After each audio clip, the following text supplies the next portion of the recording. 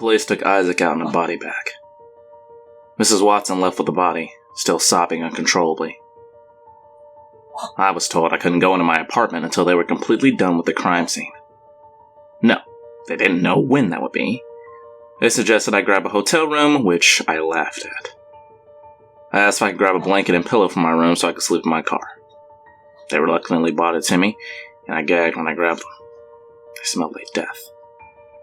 Hernandez offered to get me a hotel room, or let me stay at his place, or even begged me to call a friend and stay with him. I refused all three. I walked to my car and ignored Hernandez. I was still too mad about everything and devastated that Clark had left. Besides, we couldn't do surveillance on the car while I slept in it. I marched all the way to my car and slammed the door hard. I decided I didn't feel safe parking near my house to sleep, so I went to a Walmart parking lot for the night. It was as if fate had finally begun to root for me. I was walking towards the Walmart entrance from the parking lot to buy some food when I was only a few cars away. An armored truck pulled up. The ones that carry the money over to the bank, you know what I mean. And who do you think stepped out of the truck? David fucking King. I straight to my left and got behind a car, using the black tinted windows to observe. He was laughing when his partner got out of the passenger seat. I was too far away to hear what they were saying, but I definitely didn't recognize the partner as anyone I knew. It was obviously paranoia, but I wonder if he could have been the one who made Katie speak into the phone. The two of them walked into Walmart and I took note of the company that owned the truck.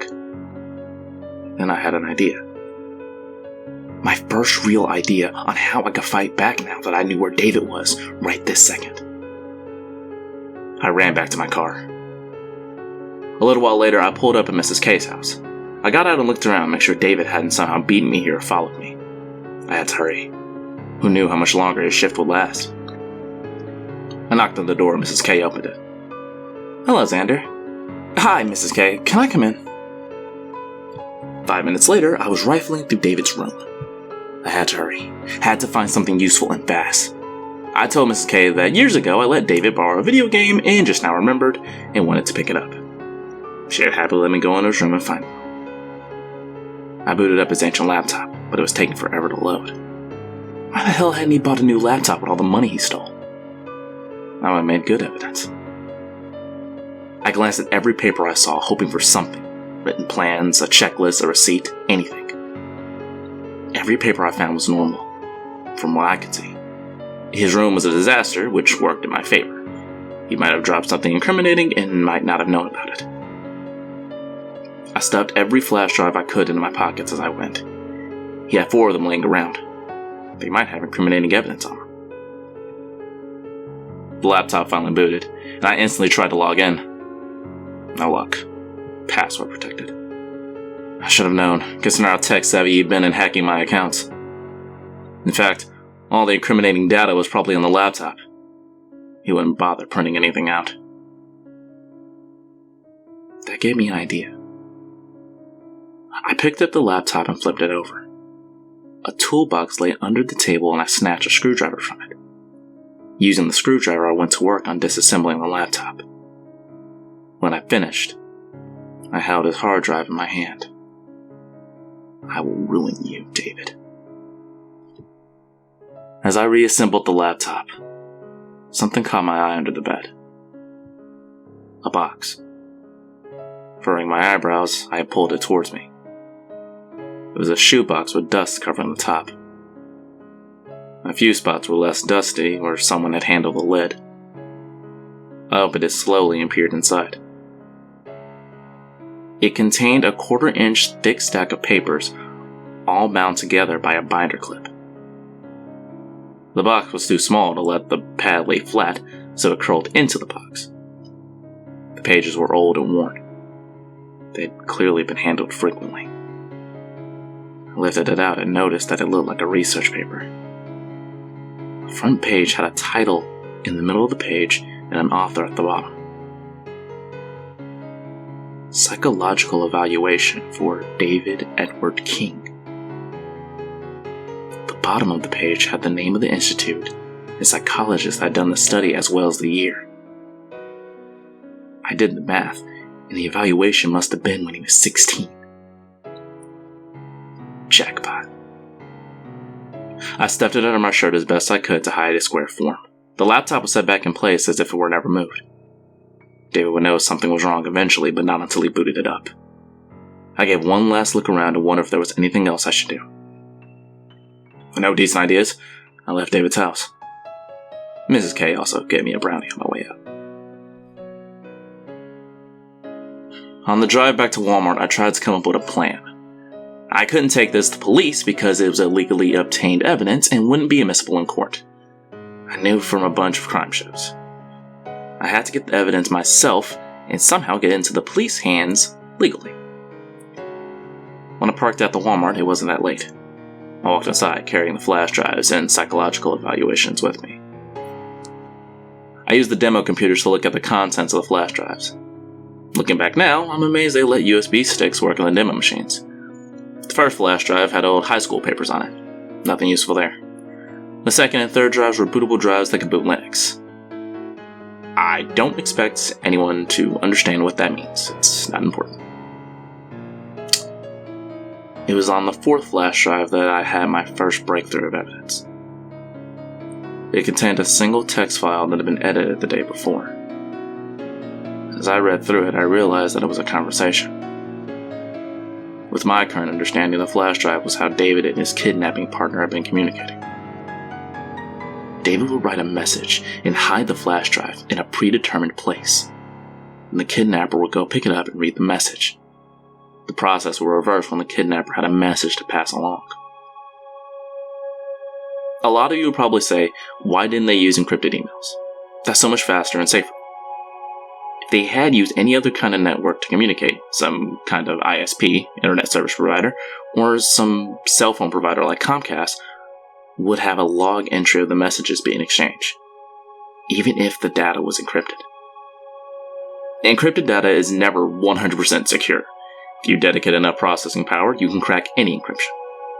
It may take thousands of years in some cases, but it still can be cracked. With our current advances in computing power, that could change to be even faster. David and his partner have reduced their risk of being caught by limiting who had access to the information. If you send an email to me via Reddit, I'm not the only one that gets that message. It passes through several servers and routers who all make a note that a message passed through at a specific time. It leaves a trail. Unless you can erase the logs of those servers, you leave a trail no matter how you send your data. There was certainly risk that someone could find the flash drive, plug it in, and find all this data like I had. But that could be reduced by choosing decent hiding places. If you plan to pass messages this way, don't leave it lying around your room. Especially don't leave it unencrypted. I still don't know why it wasn't encrypted. The text file will have a line, then skip a line, and add another where the next response was. I don't have the flash drive or a copy of the conversation anymore, so I'll have to paraphrase as accurately as I can remember. I'll use bullet points here on Reddit to format it here more easily for you. Payment received? Yes. Last half of payment comes when all this is over. How long? Depends on him. Good? Good. No suspicion. A quiet grab. Was she harmed? She fought. Couple bruises. Otherwise fine. There are some extra lines in between, marking the start of a new conversation. Any new information? A kidnapping report has been filed with the police. Change locations every 2 days as previously discussed. Are you well supplied? We have enough in the truck to keep moving and stay operational. Good. With any luck, this will be over soon once he makes a irreversible mistake. I shuddered as I closed the text file. That was damning evidence. I checked who the owner of the file was. It was blank. Well, that would have been too convenient. I googled the kind of cable I would need to hook up the hard drive to a computer and brought an SATA to USB cable. I was thankful that the demo computers were in an aisle outside of view of the employees in the tech center. To people who don't know technology, I'm convinced I look like a hacker. Let me give you another lesson on technology, since I seem to be giving so many in this series. When you boot your computer, it asks for a password if you set one. Without that password, you can't access the hard drive unless you do some hack-up workaround. In some cases, however, you can unplug the hard drive and plug into another computer instead. The new computer will treat it as an external regular hard drive, and voila, you have access. Unfortunately, David had encrypted his entire hard drive, so it was useless to me at this moment unless I had some spare time to either guess the password or find someone who could crack it. Going to the summer supply section of the store, I took a seat and pulled out the psychological evaluation and looked at the cover page again. Psychological evaluation for David Edward King. I hope you realize that I removed the institution, author, and date for privacy's sake. I spent an hour skimming the contents, using the table of contents to navigate. I constantly had to look up lengthy words on my phone, but I was beginning to understand what went on in David's sick little mind. I won't give you an entire rundown of his whole life, but the report contained transcribed interviews with his parents about incidents, a psychologist's observations while holding David in confinement, and a general list of events that occurred in David's life that may have traumatized him. These are the ones I remember. David set fire to animals constantly and poked them with various objects. When a snake lunged and bit him once in his backyard, his mother came to find him whipping the limp body against a tree, guts spraying everywhere. His only explanation was, "It tried to hurt me." He was found designing traps for rabbits and other animals that were expertly hidden and designed. He claimed to have never looked at a wilderness guide to make them. His mother later found entire notebooks containing designs for traps. The traps were aimed at getting both animals and humans. His father died when he was 12, which affected him greatly. He became quiet and reserved for years. The first day of high school, however, he changed overnight and became charismatic, energetic, and clever. In middle school, one of his teachers had been interviewed after an incident. She had noticed that 3 boys had begun picking on David, but he quietly took whatever they gave him. One day she came to class and all 3 boys sat ramrod straight and stared straight ahead. They didn't dare look at David, and David was smirking and didn't try to hide it. Finally, let me try and summarize what the psychologist wrote about David. David seems to have a constant need to harm other living things and cause suffering. Once in my office, I found him stomping his feet on the floor. I asked him what he was doing, and he admitted that he was trying to crush anything microscopic on my floor. I seriously fear they would not be able to remain in society without serious medication and therapy. I had no idea that David had any of these problems or experiences. He and I met when we were both 17. He'd been exactly as the report described: charismatic, energetic, and clever. I felt blind for not seeing any red flags, but I knew that he hidden them well intentionally. The psychologist made another entry a month later. David seems to have performed a complete 180 in his mood, actions, and demeanor. He's been polite and kind every time he's come in. He is very capable of being fully functional. The sentence struck me as odd. Months of statements about David's instability, and suddenly this comes out? I googled the professor's name. He died in a car crash the same year as the publication date on this evaluation. Son of a bitch. I reread the last entry. I recognized the words for what they were. A coerced recommendation to re-enter society. I could feel the psychologist's words scream through the page. Good God, he's going to kill me. No wonder David was so prepared. No wonder he was always ahead of me. No wonder his expression had spread such absolute fear through me that night he chased Clark and I. He was insane. He designed traps. He knew what made people and animals tick. He enjoyed inflicting pain on them, and not just that, but watching them suffer. David was absolutely insane. Insane, but functional. And that's what made him dangerous. I hunkered down in my seat and brought up a Word document on my phone where I could take notes. Then I started Googling. You know what I'm talking about. You're facing a problem, and so you start searching for anything online that can help fix your problem. The internet was a wonderful tool for me at this moment. Without it, I'd been dead months ago. I was kicked out of the Walmart for loitering, but I continued my research in my car. I turned the car on every once in a while to drive around and charge my battery. That night, I learned a lot about hacking. Phones, Android, surveillance, police procedure, legal procedure, and all kinds of subjects that related to my situation. I took dutiful notes and outlined areas for further research and learning.